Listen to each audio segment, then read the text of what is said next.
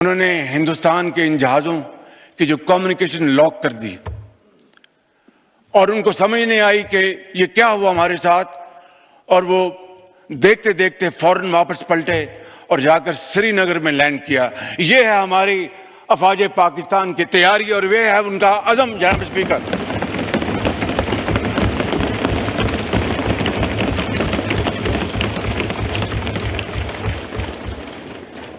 कल रात को, और ये नहीं कि हमें खबरें नहीं मिल रही थी, लम्हा भर लम्हा खबरें मिल रही थी कि हिंदुस्तान के क्या उनके मज़मूम अज़ाइम हैं और क्या उनके नापाक प्लान्स हैं। कल रात को जनाब स्पीकर, हिंदुस्तान ने पूरी तैयारी के साथ, और कोई उनके ऑल टोल्ड 80 जहाज इस हमले में शरीक थे, और उन्होंने पाकिस्तान में 6 जगहों पर, 6 शहरों पर हमला किया, जिसमें आज़ाद कश्मीर के 2 इलाके, जिसमें भावलपुर, जिसमें शेखुपुरा, जिसमें सियालकोट। इन इलाकों पर जनाब स्पीकर जी, शकरगढ़ जी, शकरगढ़, इन इलाकों में जनाब स्पीकर हिंदुस्तान के तैयारों ने हमला किया और पाकिस्तान के उकाब मुकम्मल तौर पर तैयारी में थे, और हमारे जहाज़ों ने पाकिस्तान की सरहदों को अबूर नहीं किया। जनाब स्पीकर, जो ही हिंदुस्तान के जहाज़ों ने पेलोड उन्होंने रिलीज किया, हमारे उकाब झपटे और आनन फानन 5 जहाज, जिनमें 3 राफेल हैं, उनको मार कराया और उनको ऊंधे मुंह वो कश्मीर पर जाकर गिरे,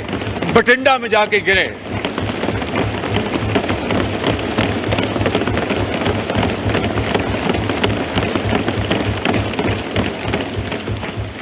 और एक जाके बठिंडा में गिरा,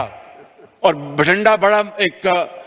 मशहूर ज़माना कह लें या बदनाम ज़माना शहर है, तो वहां पे जाके गिरा और 2 ड्रोन गिराए। जनाब स्पीकर, इससे बड़ी अल्लाह ताला के फज़ल करम से इस मौजूद ऐवान को, पाकिस्तान के 24 करोड़ अवाम को, आपको इससे बड़ी इज्जत नहीं मिल सकती। इसके लिए हम जितना भी अल्लाह ताला के हजूर सजदा रेज़ होंगे, हम उसका तब भी उसका शुक्र कभी अदा नहीं कर सकते कि ये कन्वेंशनल वॉरफेयर थी, इसमें न्यूक्लियर दूर दूर तक उसका कोई नामो निशान नहीं था। और जो कहते थे कि हिंदुस्तान ने पाकिस्तान को कन्वेंशनल वॉरफेयर में बहुत पीछे छोड़ दिया है, कल रात को उनका होश ठिकाने आ गया है और उनको पता चल गया है कि पाकिस्तान अल्लाह ताला के फजल करम से कन्वेंशनल भी और न्यूक्लियर ताकत है अल्लाह के फजल करम से। आज जनाब स्पीकर, हमारे दुश्मन, उनको कल रात नींद नहीं आई, और हमारे जो दोस्त भाई खा, उनको पता चल गया है कि पाकिस्तान वाकई एक ऐसा मुल्क है जिसकी फौज एक ऐसी फौलादी फौज है कि कल को खुदा ना खास्ता उनके ऊपर बुरा वक्त आया तो वो पाकिस्तान की तरफ मदद के लिए वो देखेंगे और दरख्वास्त करेंगे। इससे बड़ी जनाब स्पीकर पाकिस्तान को और कोई इज्जत नहीं मिल सकती। जनाब स्पीकर,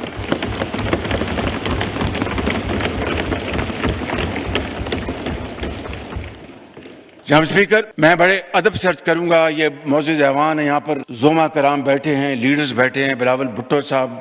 तशरीफ फरमाए, इधर हमारे PTI के इंतहाई काबिल एहतराम दोस्त भाई और बहनें बैठे हैं, JUI के हमारे साथी बैठे हैं, और तमाम दर्जा बरदर तमाम पार्टीज यहाँ पर मौजूद हैं, हमारे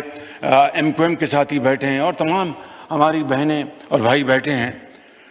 अभी एक शहीद का जनाजा है इस्लामाबाद में, सदर पाकिस्तान ने भी वहाँ पर पहुँचना है,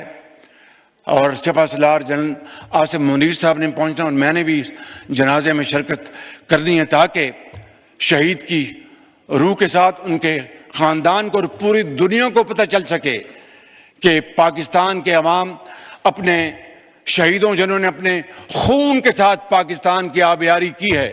और जिन्होंने पाकिस्तान की सरहदों की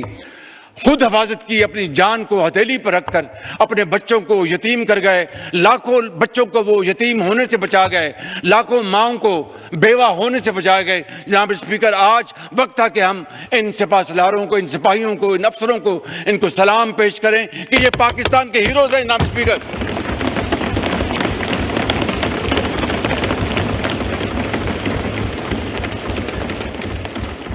जनाब स्पीकर,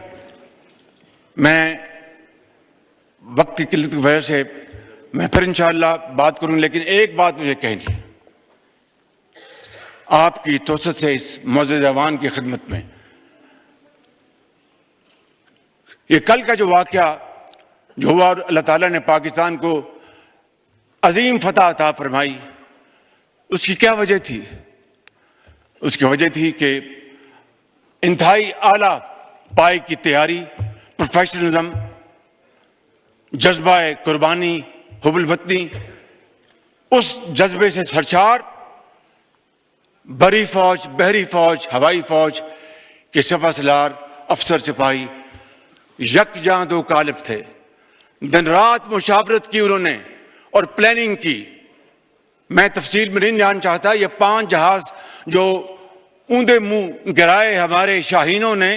ये 5 के बजाय शायद 10 हो जाते, लेकिन एहतियात से काम लिया हमारे हवाबाजों ने, हमारे शाहीनों ने।